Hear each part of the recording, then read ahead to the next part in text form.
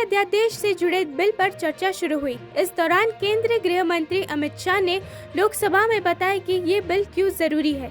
साथ ही उन्होंने आम आदमी पार्टी सरकार पर भी जमकर हमला बोला। गृह मंत्री अमित शाह ने दिल्ली सेवा विधेयक पर उनके रुख को लेकर आम आदमी पार्टी सरकार की आलोचना की।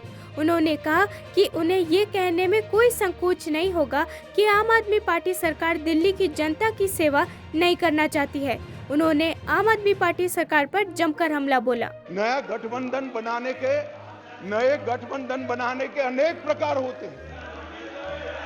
नया गठबंधन बनाने के अनेक प्रकार होते हैं। विधेयक और कानून देश के भले के लिए लेकर आते हैं। इसका विरोध या इसका समर्थन भी देश के और दिल्ली के भले के लिए करना चाहिए। अगर हमारी राजनीति में थोड़ी स्वीकृति कम है तो सबको मिलाना है। दिल्ली का जो होना है वो हो, जितना भ्रष्टाचार होना है वो हो। मंत्री कुछ भी करे, मुख्यमंत्री करोड़ों के बंगले बनाए, मगर हम विपक्ष में रहते हुए समर्थन करेंगे क्योंकि हमें गठबंधन बनाना है। इस तरह से नहीं सोचना चाहिए। मेरी अपील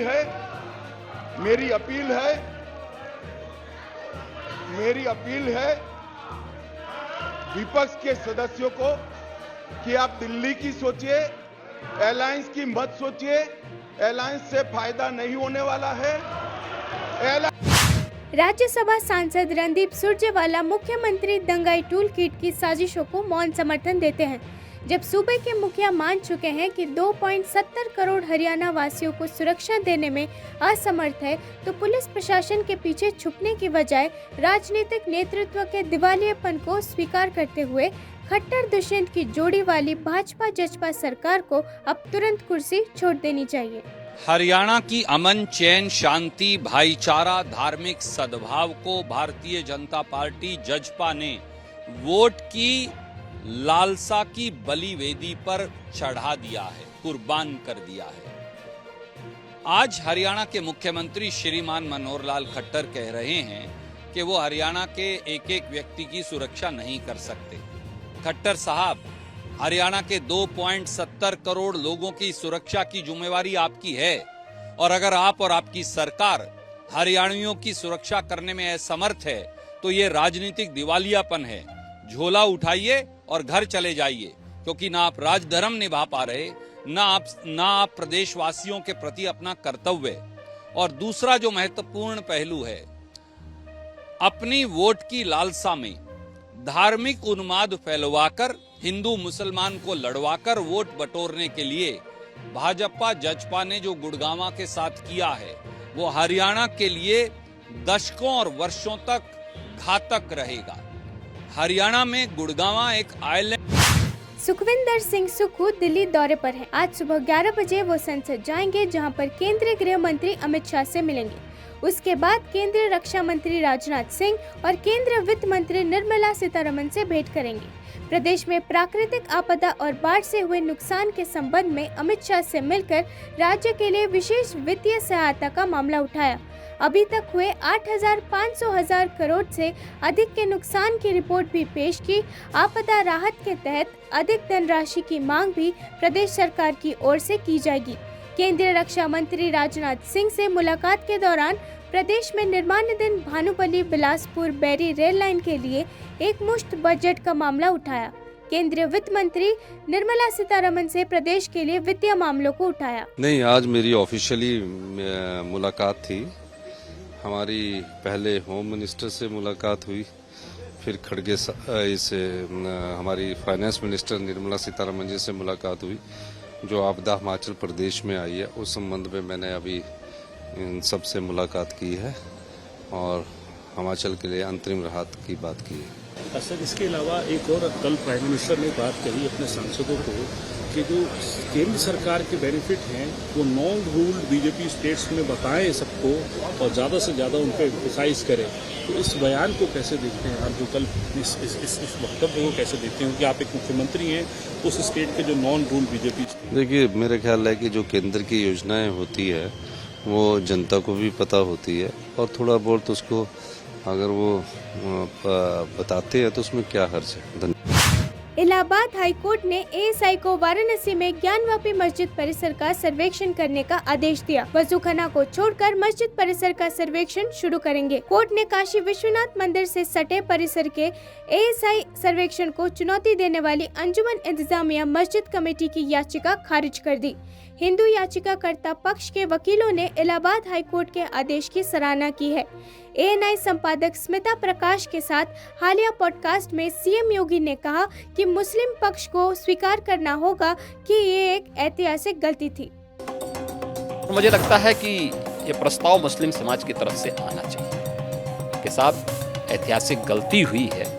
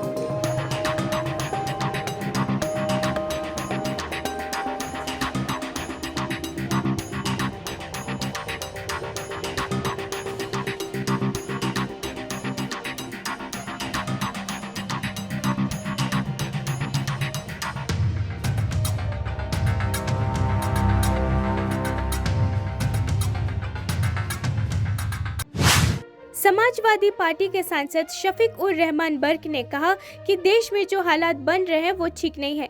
उन्होंने ज्ञानवापी मामले में इलाहाबाद हाई कोर्ट के आदेश के बारे में बात करने से परहेज किया। हालांकि उन्होंने कहा कि बीजेपी हिंदुओं की सहानुभूति करती है। उन्होंने कहा देश में जो स्थितियां बन रही है वो ठीक नहीं है। बीजेपी नेता इस फैसले की सराहना कर रहे हैं। वो जो कुछ भी कर रहे हैं वो सिर्फ चुनाव के लिए है। उनकी नज़र 2024 के चुनाव पर है। सरकार की नीतियां हिंदू और मुसलमानों के बीच नफरत लाने की कर रही है। वे दिखाते हैं कि वो हिंदुओं के प्रति सहानुभूति रखते हैं। जब उनसे इस मुद्दे पर मुस्लिम पक्ष के अगले कदम के बारे में पूछा गया तो उन्होंने कहा कि पहले उन्होंने सर्वेक्षण पर रोक लगाने का आदेश दिया, लेकिन अब उन्होंने इसकी अनुमति दे दी है। हम कुछ नहीं कह सकते। जब सर्वेक्षण की रिपोर्ट पेश की जाएगी तो हम आपको अपना रुख बताएंगे। तो यही चाहता हूँ कि मुल्क के अंदर जो ये हालात पैदा किए जा रहे हैं ये मुनासिब नहीं है। तो इस फैसले से हालात का कैसे संबंध देखते हैं? इस फैसले से कि अभी क्या देखें, अब पता उनके दिल में क्या है, क्या उन्हें तय करना है, अभी कुछ पता तो है नहीं। लेकिन बीजेपी के सभी नेता और मंत्री इस फैसले का स्वागत कर रहे हैं कि सर्वे होना ही चाहिए था, पता चले। तो अब ये भाई वो तो जो कुछ भी कर रहे हैं वो अपने, उन्हें तो सामने जो इलेक्शन दिखाई दे रहा है,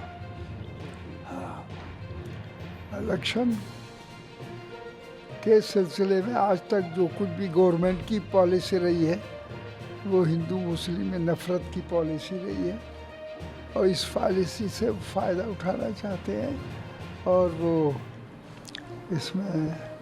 लेकिन ये कोर्ट का फैसला है तो इसमें तो इस कोर्ट का फैसला होगा तो कोर्ट के फैसले का जवाब कोर्ट के फैसले से दिया जाएगा। आपको लगता है फिर से बॉलीवुड एक्ट्रेस महिमा चौधरी मुंबई एयरपोर्ट पर स्पॉट हुई। एक्ट्रेस ने कैजुअल लुक में हमेशा की तरह खूबसूरत दिख रही थी। महिमा ने पेस्टल हल्के पीले रंग की क्रॉप जैकेट के साथ टैंक पीच टॉप पहन रखा था। अभिनेत्री का जेट सेट लुक उसी का प्रमाण है, क्योंकि उन्होंने कूल ग्रे कार्गो स्कर्ट के साथ आउटफिट वाइब्स को डिजाइन किया था। अभिनेत्री ने कूल ब्लैक शेड्स और सफेद टोपी के साथ अपने स्टाइल से सबको चौंकाचौंध कर दिया था।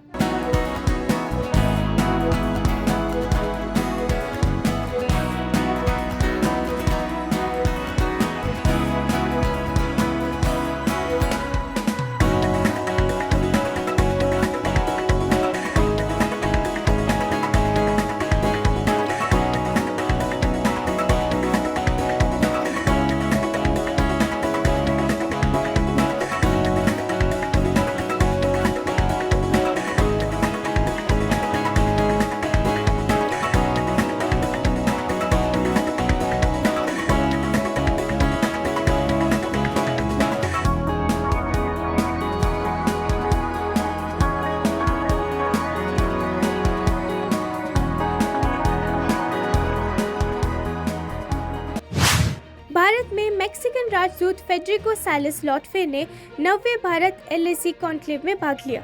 उन्होंने कहा कि लैटिन अमेरिका क्षेत्र भारत के लिए प्राथमिक महत्व का है। उन्होंने कहा ये इस सम्मेलन की 9वीं सभा है कि B2B बैठकों के साथ साथ बिजनेस टू गवर्नमेंट बैठकों के लिए भी एक बहुत ही महत्वपूर्ण अवसर है। व्यापार, निवेश और संयुक्त उद्यम के मामले में भारत का लैटिन अमेरिकी देशों के साथ जो आर्थिक संबंध है वो भारत के साथ साथ लैटिन अमेरिका के देशों के लिए भी बेहद महत्वपूर्ण है। Finally taking place. As you know, because of the pandemic, it had to be postponed a few times over the past few years. It's a very important gathering. It's the 9th gathering of this conclave. One of them took place in Mexico a few years ago, by the way, and also previously in Chile, but the other ones have taken place here in India. It's a very important opportunity for B2B meetings, also for business to government meetings. And I think the importance, is just simply credited by the fact that you have, as they said at the inaugural session, something like 17 ministers are here, 2 governors of different states. One of them is the governor of the state of Nuevo León in Mexico, a very important industrial state in the northern part of Mexico. Mr. Samuel Garcia is here. So obviously, in Latin America, we give a great deal of importance to this event, and we're very happy that it's finally, CII was able to put it back together, and I'm sure it's going to be very successful. Jaishankar also mentioned about the bilateral trade. He said that $100 billion is going to be achieved. So he hopes that it will be achieved by 2027. He also noted the Mexico's trade, which is more than the exports to Canada. What do you say on that? Well, I think he's very right. I think the point that the minister was trying to make, which is very important, is that the economic relationship that India has with the Latin American countries in terms of trade, in terms of investments, in terms of joint ventures, is tremendously important for India. ACP अपराध वरुण दाहिया ने बताया कि पिछले 12 घंटे से शहर में शांति है। पुलिस ने शहर में सुरक्षा व्यवस्था को चौकस कर दिया है। अब हालात सामान्य होने लगे हैं। सोहना सेक्टर 57 और बादशाहपुर में हुई हिंसा के मामले में 15 केस दर्ज करते हुए 8 लोगों को गिरफ्तार कर लिया गया है। इनमें से 4 आरोपी इमाम की हत्या में शामिल रहे थे। वहीं पुलिस ने 30 से ज्यादा लोगों को हिरासत में लिया है। ACP ने लोगों से अपील की है कि सोशल मीडिया पर कई तरह की अफवाह फैल रही है। लोग इन अफवाह पर ध्यान न दें। अफवाह फैलाने वाले के खिलाफ सख्त कार्रवाई की जाएगी। ACP ने कहा कि कुछ शरारती तत्व छोटे छोटे ग्रुप में घूम रहे हैं, जिनकी तलाश की जा रही है। तो वो 31 जुलाई को दिया गया था। उसके बाद कुछ चीज़ें एस्केलेट हुई नियर बाय एरियाज़ के अंदर। गुड़गांव उनमें से एक था, क्योंकि being a neighbouring district Gurgaon के अंदर भी कुछ छोटी मोटी घटनाएं ज़रूर रिपोर्टेड हुई हैं। जिस दौरान गुड़गांव टिल द डेट आज 3 अगस्त है, टिल द टाइम जो अभी है वो लगभग 22 FIR रजिस्टर्ड हो चुकी हैं। ऐसे जो भी इंसिडेंट रिपोर्टेड हुए हैं गुड़गांव के अंदर, सभी के ऊपर गहनता से मॉनिटर करा जा रहा है, उन चीज़ों को इन्वेस्टिगेट करा जा रहा है और cases has already been registered in number of 22, जिसके अंदर अभी तक गुड़गांव पुलिस ने जो इन केसेस FIR रजिस्टर्ड हैं उनके अंदर 21 आदमियों को अरेस्ट कर चुकी है। प्रिवेंटिव अगर एक्शन की बात करी जाए तो लगभग 42 आदमियों को प्रिवेंटिव एक्शन के तहत उनके ऊपर कार्रवाई हुई है। सोशल मीडिया के माध्यम से काफ़ी ऐसे र्यूमर्स हैं, काफ़ी ऐसे वीडियोस पोस्ट करी जा रही हैं जो शायद कहीं और दूसरी जगहों की भी हैं। कुछ ये जरूर मानते हैं कि नूह मेवात के अंदर और कुछ संबंधित कुछ गुड़गांव के एरियाज़ में ऐसी गतिविधियों को अंजाम देने की कोशिश करी गई है, हुआ है, लेकिन बहुत गुड़गांव के अंदर being a neighbouring district of Nuh कुछ जिस तरीके का 31 और 1 के आसपास जो एस्केलेट हुआ था, वो सभी जितने भी घटनाक्रम थे उनके ऊपर काबू पाया गया है। संबंधित